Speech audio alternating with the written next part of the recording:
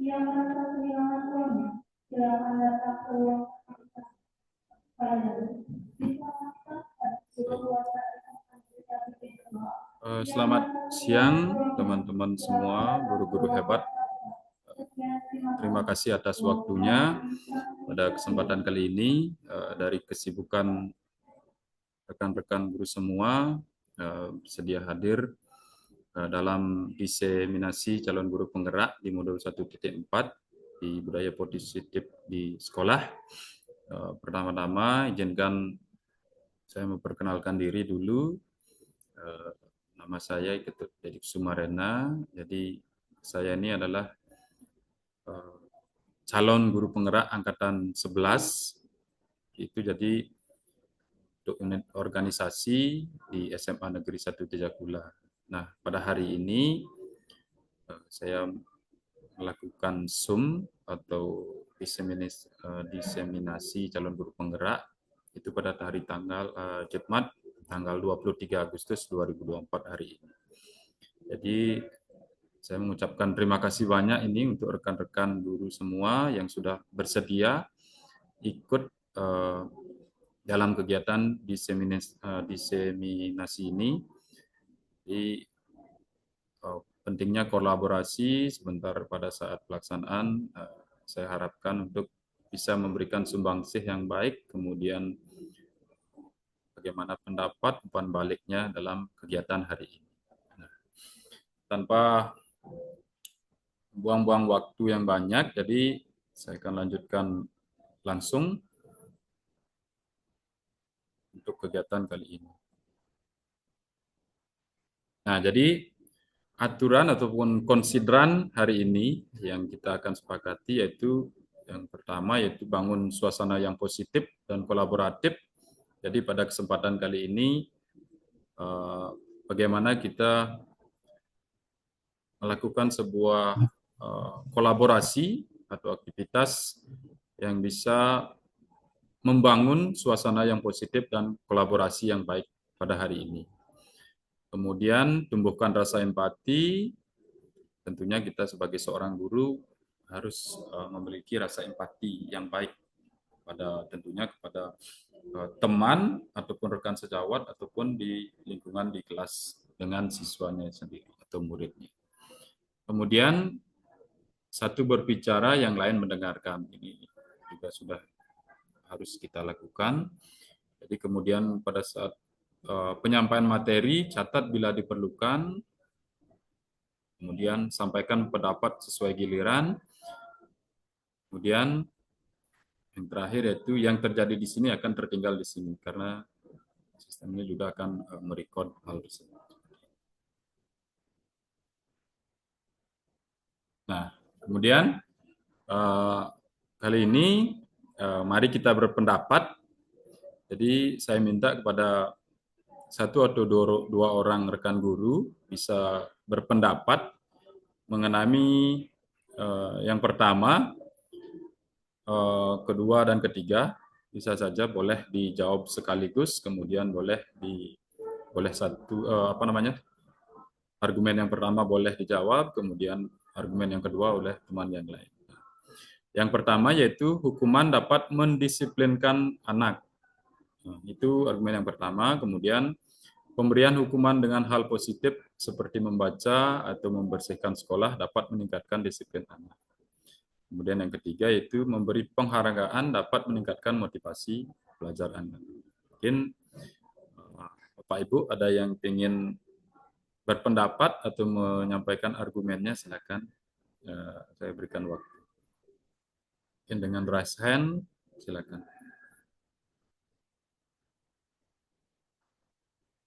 Atau Pak Jero Pera mungkin, silakan memberikan pendapatnya. Terima kasih. Mungkin di unmute dulu, Pak Jero. Cek. Baik, terima kasih Pak Dedi. Sudah selamat dulu, sudah sampai tahap ini. Semoga kedepannya berjalan dengan lancar. Untuk pertanyaan-pertanyaan yang seperti ditampilkan di layar, yang pertama itu hukuman dapat mendisiplinkan anak. Apakah hukuman dapat mendisiplinkan anak? Kalau menurut saya pribadi, kalau kita lihat di penerapan kurikulum Merdeka yang diterapkan di sekolah, eh, yang seharusnya yang kita lakukan itu, kalau hukuman itu mungkin tidak akan tidak akan bisa mendisiplinkan anak, karena kita ketahui bahwa karakter anak zaman sekarang kalau semakin dihukum dia akan semakin keras, semakin membangkang jadinya. Akan tetapi mencari solusi itu lebih ke penguatan disiplin positif yang harus kita lakukan sebagai guru. Jadi hukuman tidak dapat mendisiplinkan anak. Terus yang kedua, pemberian hukuman dengan hal positif seperti membaca atau membersihkan sekolah dapat. Nah, kalau yang seperti ini saya setuju. Saya setuju sekali dengan hal-hal seperti ini karena kita lihat eh, ini semacam punishment yang positif yang diberikan kepada anak, membaca, membersihkan, ataupun mungkin eh, lebih dia menyampaikan sesuatu mengenai materi pelajaran, mungkin diulang seperti itu tuh bisa juga diberikan sebagai pemberian hukuman yang positif. Terus yang ketiga, memberikan penghargaan dapat meningkatkan motivasi belajar anak. Ini kalau menurut yang sendiri juga setuju, tetapi tidak berlebihan. Kenapa? Karena anak mungkin akan ketergantungan kalau nggak mendapat penghargaan, tidak akan dia mau termotivasi. Nah, seperti misalnya pembelajaran di kelas poin gitu misalnya, kita bisa memberikan jawaban yang benar itu bukan penghargaan memberikan bintang. Nah, nanti bintang-bintang tersebut diakumulasi di akhir pembelajaran. Seperti itu, Pak Didi. Ya. Terima kasih. Baik, terima kasih Pak Kadek Vera Astrawan, sangat luar biasa tadi pendapat dan argumen yang sudah diberikan.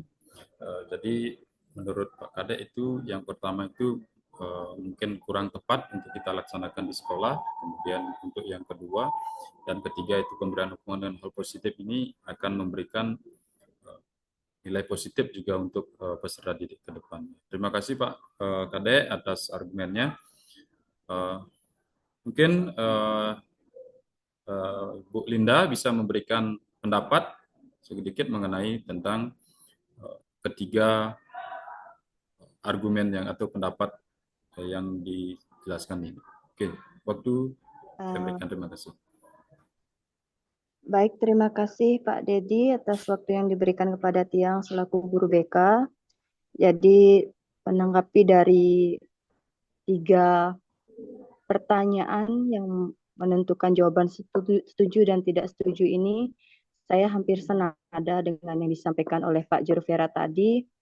Yang pertama, hukuman dapat mendisiplinkan anak. Jadi menurut yang ini kurang pas karena mengingat seperti yang disampaikan Pak Pera tadi, anak-anak zaman sekarang itu semakin mereka diberikan keras, hukuman yang keras, maka akan semakin mental anak-anak tidak sesuai dengan eranya kalau diterapkan hukuman pada kondisi seperti sekarang. Dengan adanya kurikulum Merdeka yang menginisiasi anak agar mampu memiliki kesadaran motivasi dalam dirinya sendiri untuk melakukan suatu perubahan gitu. Jadi kalau menurut dia hukuman kurang pas untuk di era yang sekarang. Berikutnya yang nomor 2, memberikan hukuman dengan hal positif seperti membaca atau membersihkan sekolah dapat meningkatkan kedisiplinan anak. Ya ini juga bisa menyumbangkan suaranya untuk hal tersebut. Mengingat hal-hal positif ini akan bermanfaat juga untuk dirinya sendiri dan juga tentunya bermanfaat juga untuk satuan pendidikan. Karena di sini kan ada istilahnya membersihkan sekolah atau membaca yang tentunya akan memperkaya dari anak itu sendiri. Yang ketiga, memberi penghargaan dapat meningkatkan motivasi belajar anak. Senada sekali dengan yang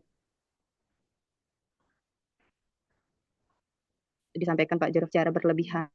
Penghargaan bisa berupa pujian atau umpan balik positif dari hasil karya anak-anak, misalnya anak-anak mengumpul sesuatu, kita berikan umpan balik positif sebagai bentuk dari pujian untuk anak-anak, yaitu sah-sah saja untuk meningkatkan motivasi belajar anak. Namun juga tidak secara berlebihan, sehingga khawatirnya nanti ketika anak terus-menerus diberikan penghargaan secara berlebihan, dia akan ketergantungan dan selalu melakukan sesuatu itu berdasarkan dari ingin mencapai mendapatkan penghargaan itu. Kalau nggak ada penghargaan, nggak ada hadiah, dia tidak akan melakukan hal itu. Takutnya seperti itu. Jadi harus berimbang. Jadi penting sekali di era sekarang ini restitusi, pendisiplinan positif itu betul-betul segitiga restitusi itu harus betul-betul diterapkan di era yang sekarang berbasis kesadaran dari individu tersebut. Baik, terima kasih Pak Dedi. Itu demikian dari saya. Baik, terima kasih Bu Linda, luar biasa sekali atas penjelasannya, sudah banyak sekali membedah dari pendapat dan argumen yang diberikan. Mungkin sudah sangat berpengalaman karena Bu Linda ini sebagai guru BK tentunya sudah sering sekali berhadapan dengan siswa yang memiliki kebutuhan khusus dalam tanda petik, siswa yang bermasalah ataupun siswa yang perlu pendampingan dari guru-guru yang baik. Terima kasih atas pendapatnya. Saya akan lanjutkan kembali. Jadi pada kali ini, pada eksplorasi konsep ini, saya akan menanyakan beberapa submateri, yaitu yang pertama perubahan paradigma stimulus respon, lawan, teori kontrol, kemudian arti disiplin, dan tiga motivasi perilaku manusia, kemudian keyakinan kelas, hukuman dan penghargaan, kemudian kebutuhan dasar manusia, kemudian kelima posisi kontrol, dan yang keenam yaitu segitiga restitusi. Kemudian di sini kemudian di paradigma perubahan atau perubahan paradigma, sebenarnya kita memiliki sebuah kegiatan yaitu kegiatan kepalan tangan. Jadi karena kita dalam posisi Zoom atau daring dalam jaringan, jadi mungkin Bapak Ibu sudah bisa memberikan atau secara gamblang seperti itu. Jadi ikut membayangkan dari kegiatan kepalan tangan ini. Karena kita dalam posisi daring, jadi kita tidak langsung bisa praktek karena keterbatasan tempat dan seperti itu. Nah, pada kegiatan kepalan tangan seperti ini yaitu ada A dan B, kemudian A Anda dan teman Anda seperti itu. Nah, kemudian sobeklah secari kertas kecil, kemudian tuliskan benda atau sesuatu yang sangat berharga untuk Anda. Kemudian letakkan di salah satu tangan Anda dan genggam benda atau sesuatu tersebut dengan segala daya seperti itu. Buatlah sebuah kepalan tangan. Nah, dari kepalan tangan itu, kemudian teman Anda, si B ini, akan mencoba dengan sekuat tenaga dengan berbagai cara untuk meminta Anda memberikan benda tersebut. Padahal yang Anda genggam ini adalah hal yang sangat berharga. Apa yang terjadi seperti itu? Mungkin saya akan meminta argumen juga dari teman-teman yang sudah ikut. Mungkin dari Bu Putu Budi Utami mungkin. Bisa dengar Bu Putu? Ya. Nah, misalkan seperti itu. Nah, Bu Putu menggenggam sesuatu yang sangat berharga seperti itu. Kemudian mau direbut dengan segala cara oleh temannya. Nah, seperti apa yang terjadi? Mungkin Bu Putu Tami memberikan sebuah argumen seperti apa, Bu? Silakan. Oke, baik, terima kasih. Yang dimana perubahan paradigma kegiatan kepalan tangan,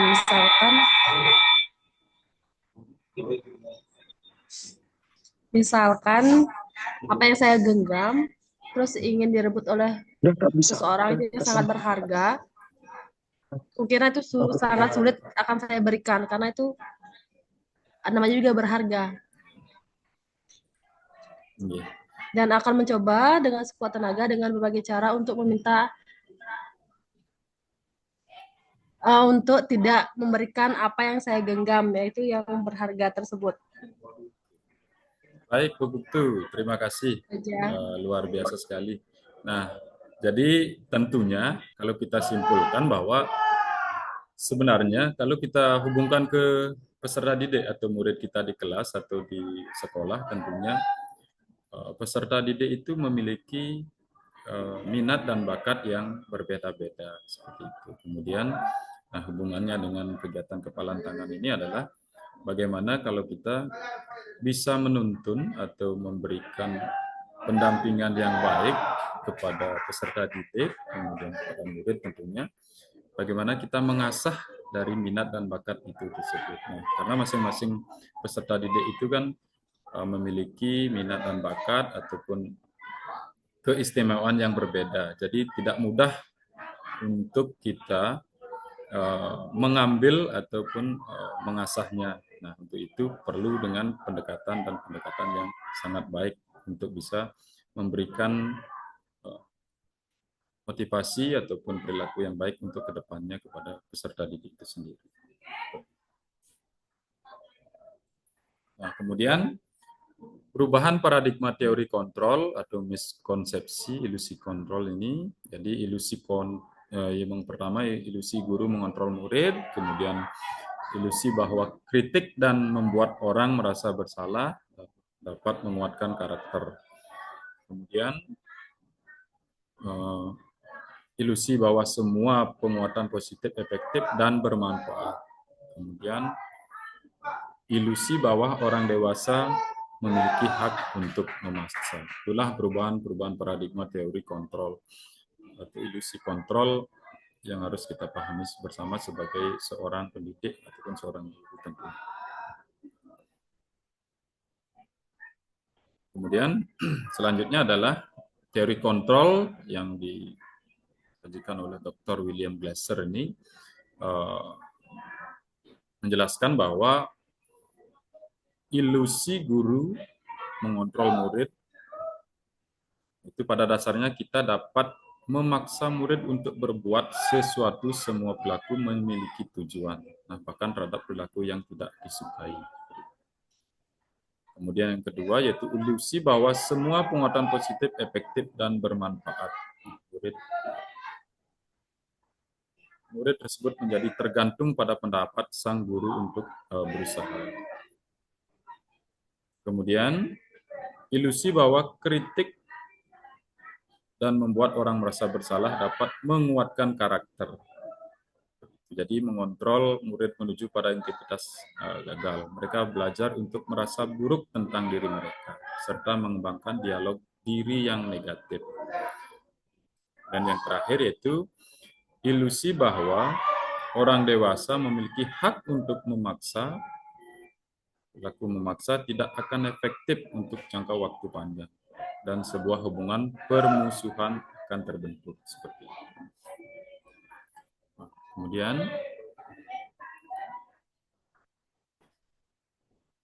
stimulus respon atau teori kontrol, realitas kebutuhan kita sama, jadi teori kontrol realitas kebutuhan kita berbeda, kemudian semua orang melihat hal yang sama, kemudian setiap orang memiliki gambaran berbeda.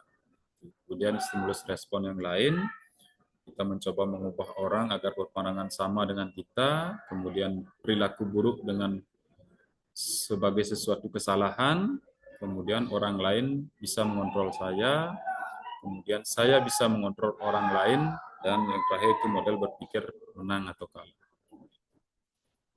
Kemudian yang teori kontrol, realitas atau kebutuhan kita berbeda, jadi setiap orang memiliki gambaran yang berbeda, kemudian kita berusaha memahami pandangan orang lain dengan tentang dunia itu sendiri. Kemudian semua perilaku memiliki tujuan, dan hanya Anda yang bisa mengontrol diri Anda. Kemudian Anda tidak bisa mengontrol orang lain. Kemudian kolaborasi dan konsensus menciptakan pilihan-pilihan baru. Dan yang terakhir yaitu model berpikir tentang menang-menang.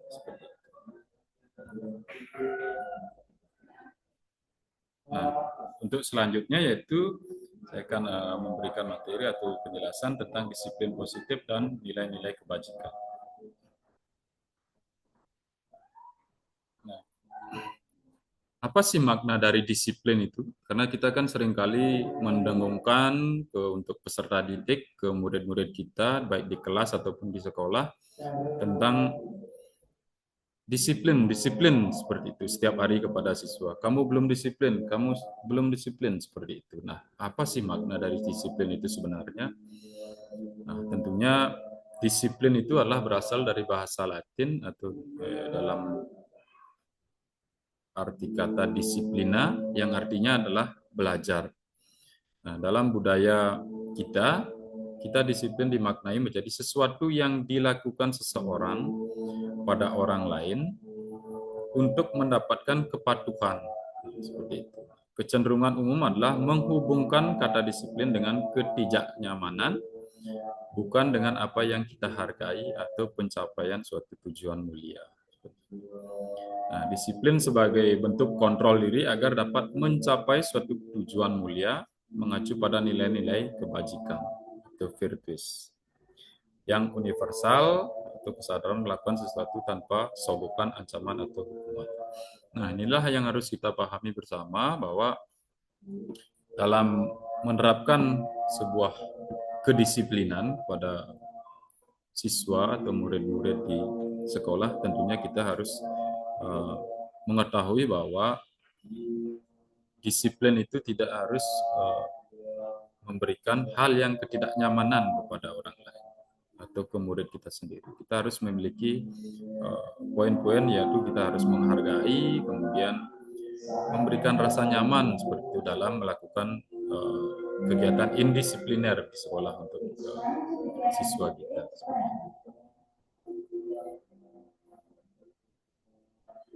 Nah, seperti ini. Jadi sebagai pendidik, tujuan kita adalah menciptakan anak-anak yang memiliki disiplin diri sehingga mereka bisa berperilaku dengan mengacu pada nilai-nilai kebajikan universal dan memiliki motivasi intrinsik, bukan ekstrinsik. Nah, seperti itu. Nah, kemudian nilai-nilai dari kebajikan itu sendiri itu dikaitkan dengan nilai kebajikan profil pelajar Pancasila, misalnya yaitu pelajar Pancasila. Yang pertama yaitu beriman, bertakwa kepada Tuhan Yang Maha Esa dan berakhlak mulia. Kemudian berkebinekaan global, kemudian bergotong royong, mandiri, bernalar kritis dan kreatif. Nah, bisa juga dijelaskan di sana juga di The Virtues Project atau proyek nilai-nilai kebajikan dalam bentuk tabel itu ada 4, yaitu peduli, rajin, integritas, dan rasa hormat itu sendiri. Nah, jadi dalam keempat ini juga ada bagian-bagian ataupun yang menguatkan dari nilai-nilai kebajikan itu sendiri. Nah, misalkan di nilai kebajikan dan peduli itu di sana termasuk juga keterus-terangan, kemudian kebersihan, komitmen, belas kasih, percaya diri, dan sebagainya. Dan yang terakhir itu gotong royong. Kemudian rajin juga di sana terdiri dari indikator-indikator yang menjelaskan bahwa pertama itu keberanian, kemudian kesantunan, kemudian kreatif, semangat, kedermawanan, kemudian kejujuran, dan rendah hati. Kemudian yang ketiga yaitu integritas. Sana bisa indikatornya yaitu kebahagiaan, kemudian keadilan, baik hati, kesetiaan, berprinsip, dan keteguhan hati. Nah, kemudian yang terakhir yaitu rasa hormat, tentunya tanggung jawab, pengabdian, bijaksana, bersyukur, toleransi, dan ketegasan juga termasuk indikator-indikator yang menyebabkan kita memiliki rasa hormat itu sendiri. Nah, nilai-nilai kebajikan adalah sifat-sifat positif manusia yang merupakan tujuan mulia yang ingin dicapai setiap individu itu sendiri. Jadi nilai-nilai tersebut bersifat universal dan lintas bahasa, suku bangsa, agama maupun latar belakang itu sendiri. Nah, nilai-nilai kebajikan inilah yang akan kita gunakan sebagai panduan ataupun patokan kita di dalam melakukan hal-hal positif atau budaya positif yang kita lakukan di sekolah, tentunya di sekolah ataupun di ruang lingkup yang lebih kecil, yaitu di kelas atau pada saat pembelajaran berlangsung seperti itu.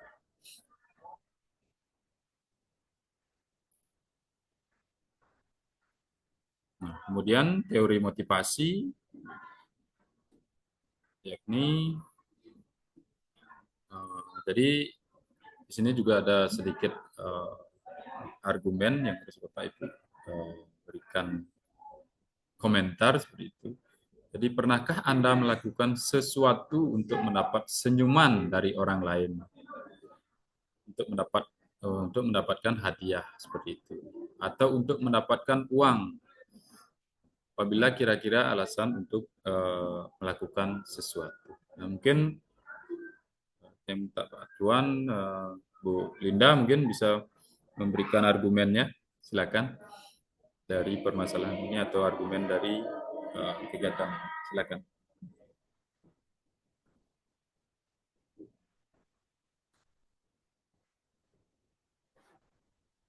Halo, apakah suara bisa didengar?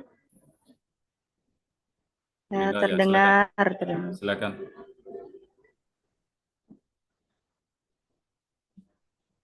Silakan Bu Linda, mungkin bisa memberikan argumen tentang pernahkah. Baik, terima kasih Pak Dedi atas waktu yang diberikan kepada saya. Jadi tadi pertanyaannya, pernahkah Anda melakukan sesuatu mendapatkan senyuman dari orang lain? Itu tentu pernah. Untuk mendapatkan hadiah juga sudah pernah. Untuk mendapatkan uang apalagi. Berikutnya, apalagi kira-kira alasan orang melakukan sesuatu. Kalau menurut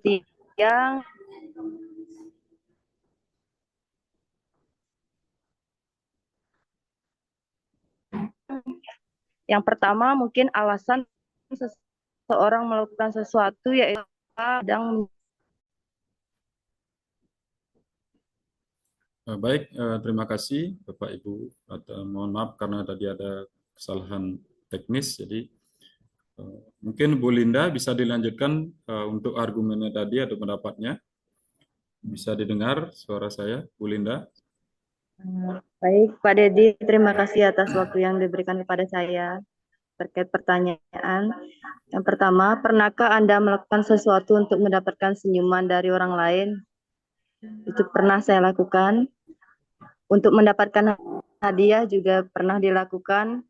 Atau untuk mendapatkan uang, jek maju. Apalagi kira-kira alasan orang melakukan sesuatu. Yang pertama, menurut saya, alasan orang untuk melakukan sesuatu yaitu adanya tujuan yang ingin dicapai. Yang kedua, biasanya mencari perhatian kadang.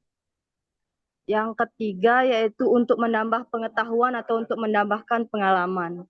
Baik Pak Dedi, sekian dari saya kembalikan waktunya. Terima kasih. Baik, terima kasih Bu Linda, luar biasa sekali. Jadi itu sangat bermanfaat pengalamannya. Jadi sebenarnya kita dalam keseharian tentunya sangat memerlukan atau sesuatu untuk mendapatkan senyuman ataupun penghargaan dari orang lain dari apa yang sudah kita kerjakan, apa yang sudah kita lakukan selama ini, seperti itu.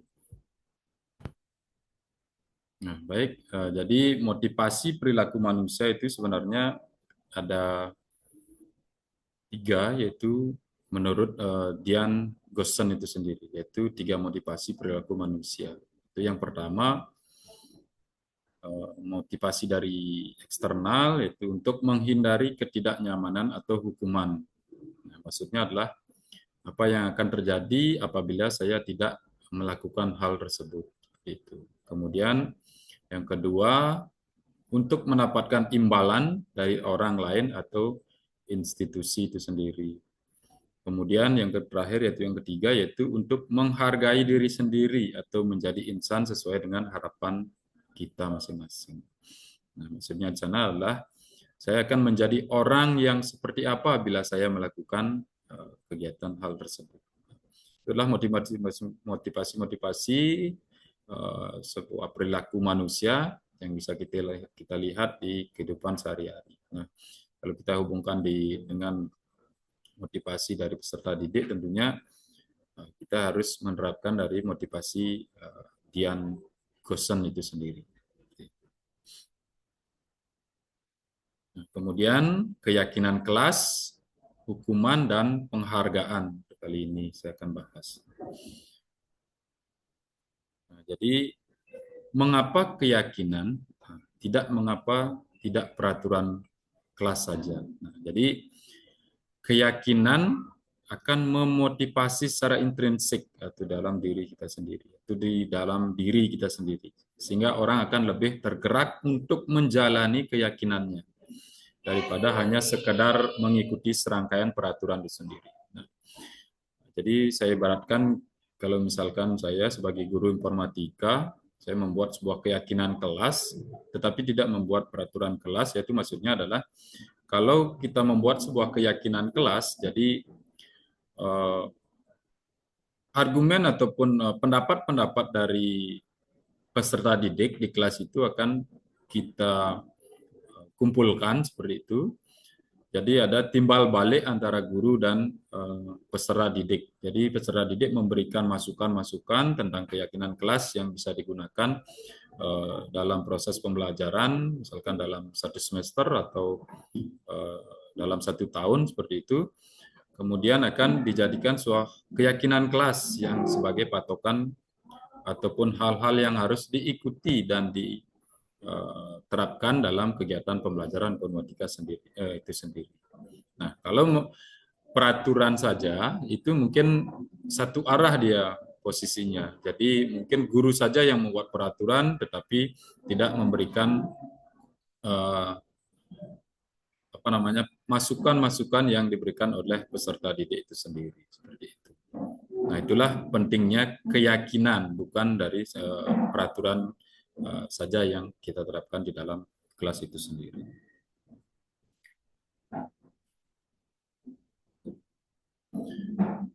Sini bisa dilihat.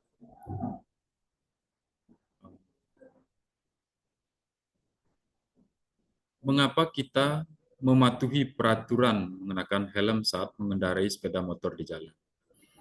Mengapa kita memiliki peraturan harus datang tepat waktu pada saat datang ke sekolah? Kemudian, mengapa kita mematuhi peraturan memakai masker dan mencuci tangan setiap saat? Nah, ini bisa kita lihat di slide selanjutnya, yaitu, nah, di sini dijelaskan bahwa mengapa kita harus menggunakan helm seperti itu. Nah, menggunakan helm itu bentuk tanggung jawab pribadi untuk melindungi diri dari bahaya itu sendiri. Kemudian mencerminkan kesadaran akan pentingnya menjaga kesehatan dan keselamatan. Nah, selain melindungi diri sendiri, helm juga menunjukkan kepedulian terhadap keluarga dan masyarakat yang menanggung biaya medis akibat kecelakaan kalau itu terjadi. Mematuhi peraturan ini menunjukkan sikap patuh dan disiplin. Nah, itulah pentingnya bagaimana kita harus menggunakan helm pada saat berkendara. Kemudian yang kedua yaitu datang tepat waktu, sejalan dengan nilai kebajikan. Nah, nilai kebajikan yang di sana dimaksud adalah, yang relevan adalah tanggung jawab, kemandirian. Kemandirian di sana yang dimaksud adalah kemandirian mengatur waktu, kemudian kerjasama, komitmen, dan kepedulian terhadap orang lain. Nah, ketika semua siswa tiba tepat waktu, maka kelas dapat mulai dengan lancar, tanpa gangguan. Nah, jadi memungkinkan setiap orang untuk belajar dengan lebih efektif. Nah, ini bisa kita lihat, kalau misalkan ada siswa yang terlambat, kemudian guru sudah menjelaskan, sudah barang tentu siswa baru datang itu akan memecah konsentrasi pada guru. Nah, seperti itu, misalkan sudah menjelaskan gurunya setengah materi seperti itu, kemudian baru ada siswa yang datang seperti itu, kan memecah konsentrasi dari guru dan konsentrasi dari siswa itu sendiri dalam proses pembelajaran itu sendiri. Kemudian yang ketiga yaitu penggunaan masker dan mencuci tangan setiap saat. Nah, merupakan bentuk tanggung jawab pribadi untuk menjaga kesehatan diri serta kepedulian dan empati terhadap kesehatan orang lain, nah, terutama anak-anak dan lansia. Nah, ini bisa kita tularkan, kita berikan motivasi yang baik atau budaya positif kepada peserta didik pada saat sebelum pembelajaran, misalkan disampaikan hal-hal seperti ini. Jadi maksud kita adalah baik. Jadi kita menerapkan budaya positif kepada peserta didik yang bisa dilakukan di sekolah, kemudian bisa di lingkungan keluarga seperti itu, dan juga di masyarakat tentunya. Nah, itulah harapan budaya positif yang kita inginkan kepada peserta didik itu kita semua. Nah, kemudian ada prosedur, ini pembentukan keyakinan kelas. Jadi pada saat kita di awal semester atau awal tahun ajaran baru, tentunya kita harus membuat sebuah keyakinan kelas yang harus kita sepakati secara bersama di kelas. Nah, adapun prosedurnya itu tidak main-main ya. Jadi ada beberapa prosedur yang harus bisa disampaikan atau disepakati untuk membentuk sebuah keyakinan kelas itu sendiri.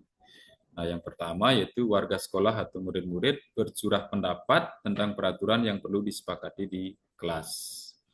Kemudian mencatat semua masukan-masukan para murid atau warga sekolah di papan tulis atau di kertas besar atau ukuran poster.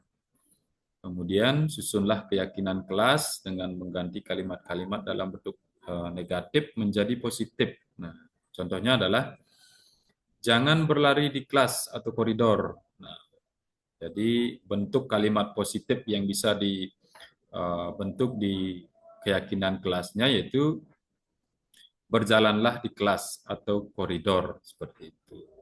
Kemudian yang keempat, ajak warga sekolah atau murid-murid untuk menemukan nilai kebajikan atau keyakinan yang dituju dari peraturan tersebut. Nah, beberapa peraturan berada di bawah satu payung.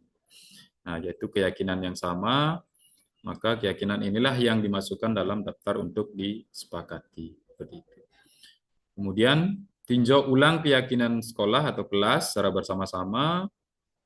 Seharusnya setelah beberapa peraturan telah disatukan menjadi beberapa keyakinan, maka jumlah butir pernyataan keyakinan akan berkurang. Nah, seperti itu. Nah, sebaiknya keyakinan kelas tidak terlalu banyak atau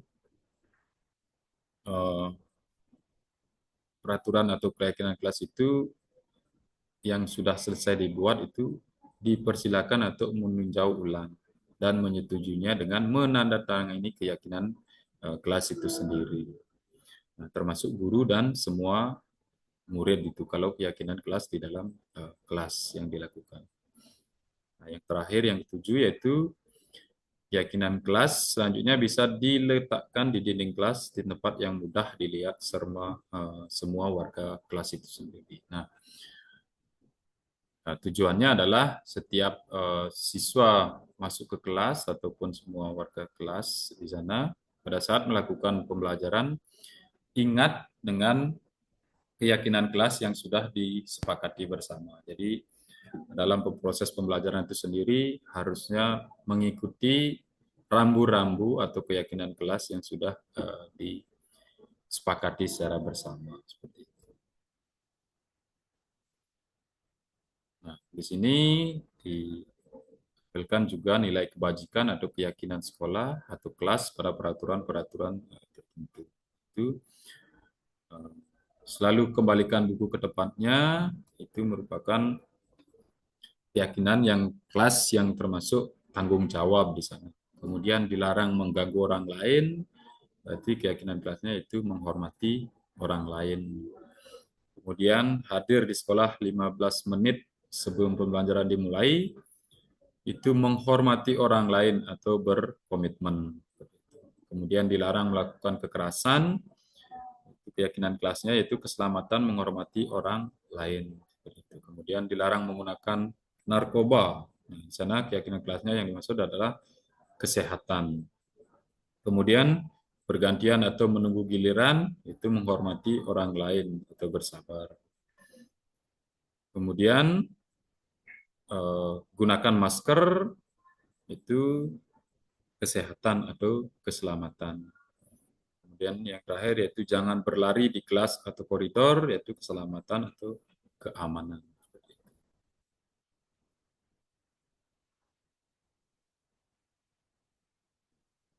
Nah, ini adalah salah satu contoh keyakinan kelas yang sudah saya buat tentunya di dalam pembelajaran informatika, itu di kesepakatan kelas atau keyakinan kelas di 11.1. Nah, jadi saya mengambil beberapa nilai-nilai kebajikan yang di sana saya cantumkan atau saya tuangkan ke dalam keyakinan kelas itu sendiri. Ini religius, yaitu mengucapkan salam dan berdoa sebelum maupun setelah mengikuti pembelajaran informatika itu sendiri. Kemudian menjaga kebersihan kelas dan sekitarnya, itu termasuk dengan pola hidup bersih dan sehat. Kemudian yang ketiga, membawa buku dan alat tulis persiapan mengikuti pembelajaran. Nah, dalam hal ini pembelajaran informatika. Kemudian melaksanakan 5S, salam, senyum, sapa, sopan, dan santun. Nah, itu hal-hal yang harus kita lakukan dalam kelas. Kemudian yang kelima yaitu meningkatkan solidaritas, bagaimana dalam sebuah kegiatan kelompok atau diskusi yang dilakukan di kelas, itu harus memiliki solidaritas atau kerjasama yang baik yang dilakukan. Kemudian yang terakhir yaitu mengikuti pembelajaran dengan disiplin, baik tertib, berpenampilan rapi, dan datang tepat waktu tentunya. Seperti itu. Saatnya jam 6 dimulai. Kemudian, apa perbedaan hukuman, konsekuensi, dan restitusi? Jadi, hukuman itu adalah bersifat satu arah. Jadi, dari pihak guru yang memberikan bisa berupa fisik maupun psikis. Nah, jadi, murid atau anak disakiti oleh sesuatu perbuatan atau kata-kata itu sendiri. Nah, konsekuensi itu sudah terencana atau sudah disepakati, sudah dibahas dan disetujui oleh murid dan guru itu sendiri. Kemudian restitusi adalah proses menciptakan kondisi bagi murid-murid untuk memperbaiki kesalahan mereka.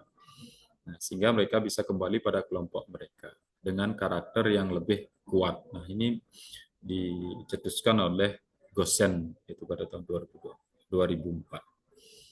Nah, jadi disiplin yang sudah bermakna positif terbagi dua bagian, yaitu disiplin dalam bentuk konsekuensi dan disiplin dalam bentuk restitusi.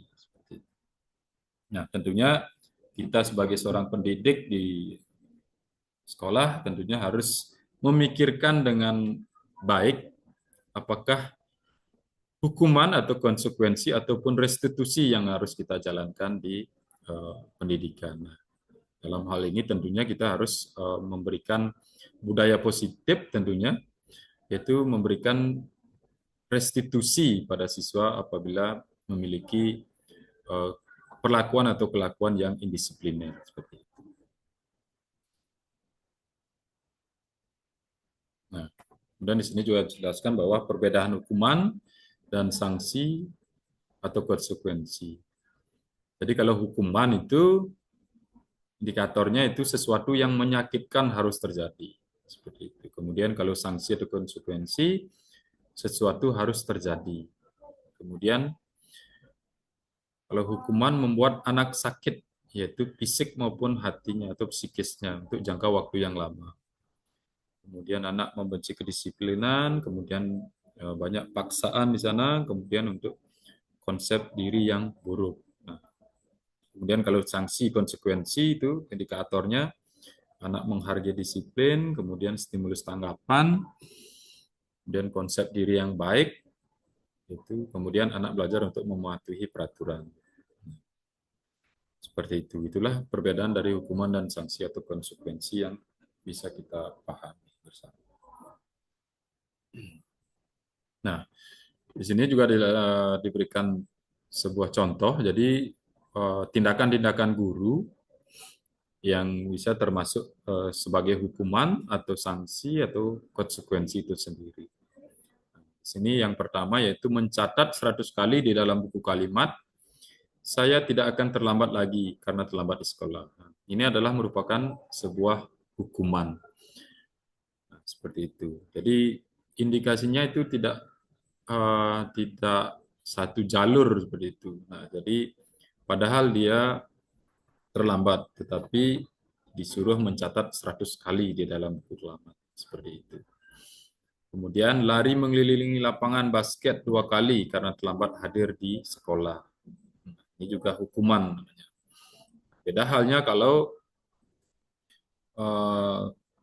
dia terlambat pada saat mengikuti pembelajaran olahraga atau PJOK seperti itu. Nah, lain halnya kalau pada saat melaksanakan terlambat pada saat mengikuti pelajaran olahraga, maka itu termasuk dalam konsekuensi yang harus diterima oleh peserta didik itu sendiri.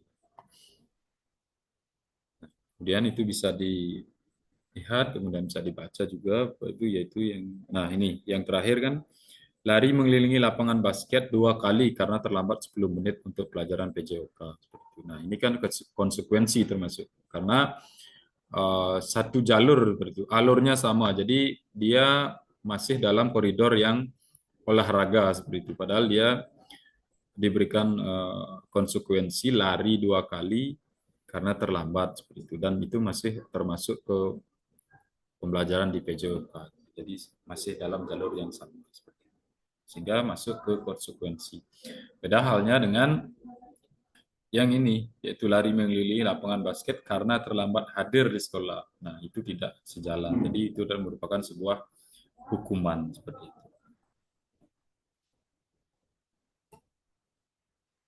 Kemudian Al-Fihon ini tahun 1993 juga memberikan pernyataan bahwa penghargaan berlaku sama dengan hukuman dalam arti meminta atau membujuk seseorang melakukan sesuatu untuk memenuhi tujuan tertentu dari orang yang meminta atau membujuk. Nah, dorongannya eksternal dan akan menyebabkan adanya faktor ketergantungan. Hal-hal yang dihukum oleh penghargaan yang dicantumkan oleh Al-Fihon pada waktu itu. Nah, kemudian saya lanjutkan yaitu dengan kebutuhan dasar manusia dan dunia berkualitas. Jadi kita harus memahami terkait kebutuhan dasar manusia itu sendiri. Jadi kebutuhan dasar dari hidup itu sendiri itu adalah kebutuhan untuk bertahan hidup atau survival, jadi kebutuhan kasih sayang dan rasa diterima, kemudian kebutuhan kebebasan atau freedom, kemudian kesenangan atau fun, kemudian untuk penguasaan. Jadi dalam lingkaran ini sudah dijelaskan bahwa bertahan hidup itu memerlukan cinta kasih, itu dengan simbol love, itu jantung hati, kemudian penguasaan, seperti itu. Kemudian kesenangan dan kebebasan.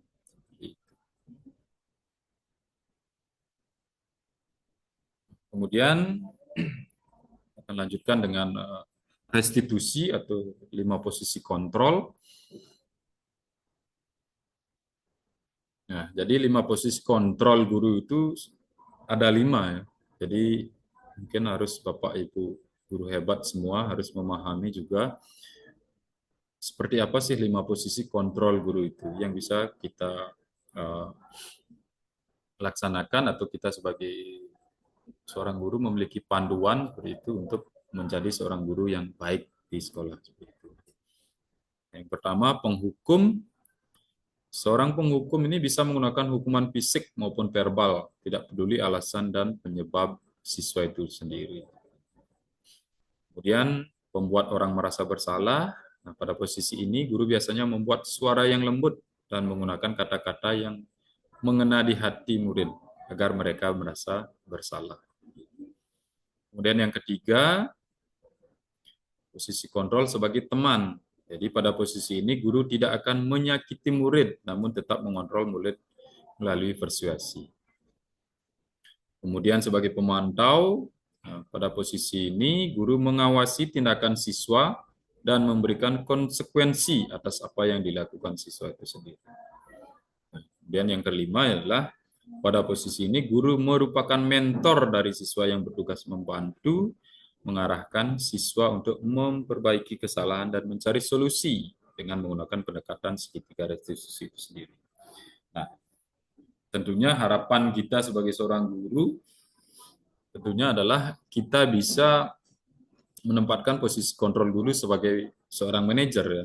Karena posisi ini itu posisi yang sangat ideal bagi kita. Jadi kita sebagai mentor dari siswa yang bertugas membantu dan mengarahkan siswa untuk memperbaiki kesalahannya. Nah, tidak lagi sebagai seorang penghukum, kemudian pembuat orang merasa bersalah, kemudian sebagai teman. Sebagai teman sebenarnya baik, tetapi harus tetap mengontrol melalui persuasif seperti itu. Kemudian sebagai pemantau, mengawasi tindakan siswa, harus memberikan konsekuensi juga. Harus diberikan konsekuensi apa yang dilakukan oleh siswa itu sendiri. Itu.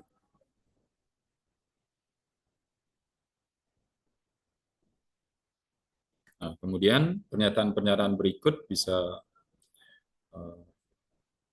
dilihat. Kemudian di sana pernyataan-pernyataan saya kecewa sekali dengan kamu. Nah, ini posisi kontrol itu adalah membuat orang merasa bersalah. Kemudian kamu tidak benar-benar melakukannya, itu sebagai penghukum dan seterusnya sampai dengan kamu selalu paling terakhir seperti itu. Ini penghukum.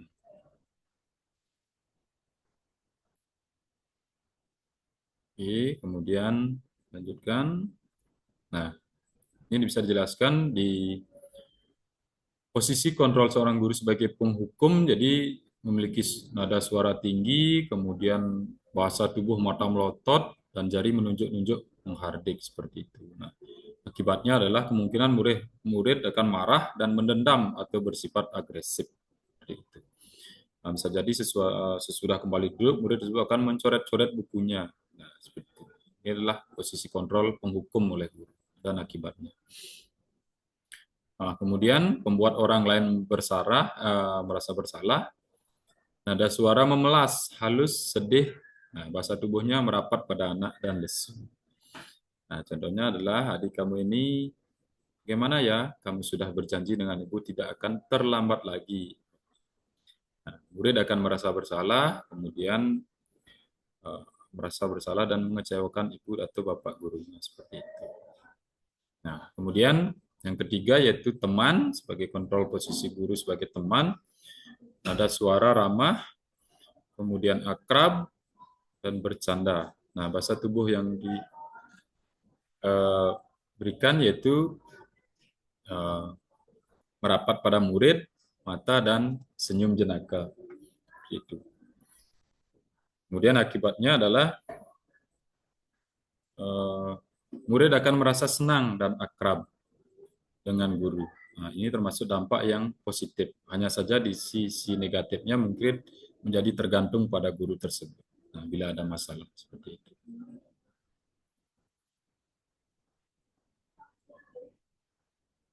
Kemudian posisi pemantau. Nah, posisi pemantau itu nada suara datar dan bahasa tubuh formal. Jadi guru akan menanyakan seperti contoh di sini, Adi, tahukah kamu jam berapa kita memulai? Kemudian murid menjawab, tahu Pak, seperti itu sampai yang terakhir.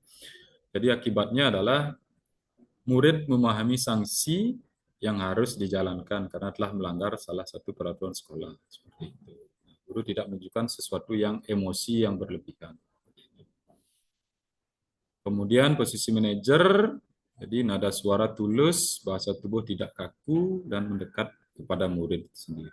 Nah, akibatnya adalah pada posisi manajer, maka suara guru sebaiknya tulus. Tulus itu berarti tidak perlu marah, seperti itu. Tidak perlu meninggikan suara apabila menunjuk-nunjuk jari ke murid atau berkaca pinggang. Seperti itu. Kemudian restitusi segitiga restitusi. Oke, kita lanjutkan. Jadi restitusi itu adalah proses menciptakan kondisi bagi murid untuk memperbaiki kesalahan mereka. Jadi restitusi itu adalah sebuah pilihan, kemudian bukan menebus kesalahan, tapi belajar dari kesalahannya. Dan memperbaiki hubungan untuk mengevaluasi tindakan terhadap orang lain, kemudian tawaran bukan pasangan, kemudian menciptakan kondisi bagi murid untuk menyelesaikan masalah dan berbuat lebih baik lagi. Kemudian menuntun untuk melihat adanya ketidakselarasan antara tindakan dan keyakinan yang mereka inginkan. Seperti itu. Dan mencari kebutuhan dasar yang mendasari tindakan itu sendiri.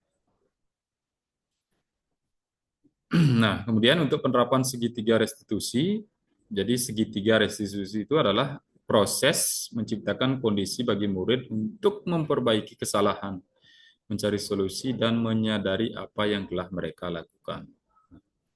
Jadi, tiga dari segitiga restitusi itu adalah yang pertama, validasi tindakan yang salah, kemudian menanyakan keyakinan, kemudian yang yaitu menstabilkan identitas. Itu atau dalam urutannya yaitu menstabilkan identitas terlebih dahulu, kemudian validasi tindakan yang salah, kemudian menanyakan keyakinan dari kesalahan yang sudah dilakukan itu sendiri.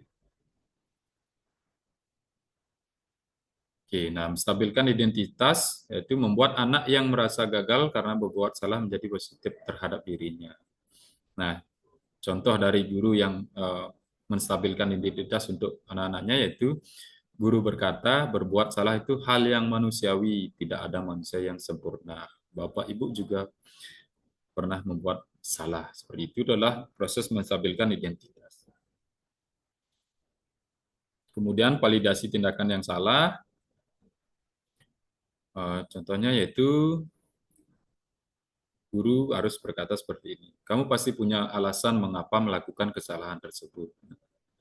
Kemudian apa yang penting bagi kamu, kemudian kamu boleh tetap berusaha menjaga sikap itu, tapi tambahkan sikap yang lain yang baru. Nah, kemudian apakah kamu bisa melakukan dengan lebih baik besok lagi.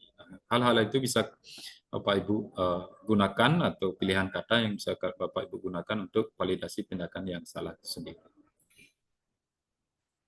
Nah, kemudian untuk menanyakan keyakinan, jadi anak melihat kesalahannya dihubungkan dengan norma sosial dan nilai-nilai yang mendasari manusia berinteraksi dengan orang lain itu sendiri. Nah, seorang guru juga bisa melihat ataupun bisa memakai kata-kata berikut ini. Nah, yang pertama, apa nilai yang kita percaya di kelas atau sekolah kita, kemudian nilai-nilai universal apa yang telah kita sepakati, kemudian kelas yang ideal itu seperti apa, kemudian kamu ingin jadi anak seperti apa nak ke depannya. Itu adalah menanyakan keyakinan yang harus dilakukan oleh seorang guru untuk siswa-siswanya. Nah, hal-hal yang perlu diperhatikan dalam segitiga restitusi, yaitu yang pertama perilaku yang perlu dikaitkan dengan nilai-nilai atau keyakinan-keyakinan, pemecahan masalah, kemudian perlu adanya suatu usaha perbaikan dari pihak yang berbuat kesalahan. Kemudian, ini kasus contoh kasus, akan lewati.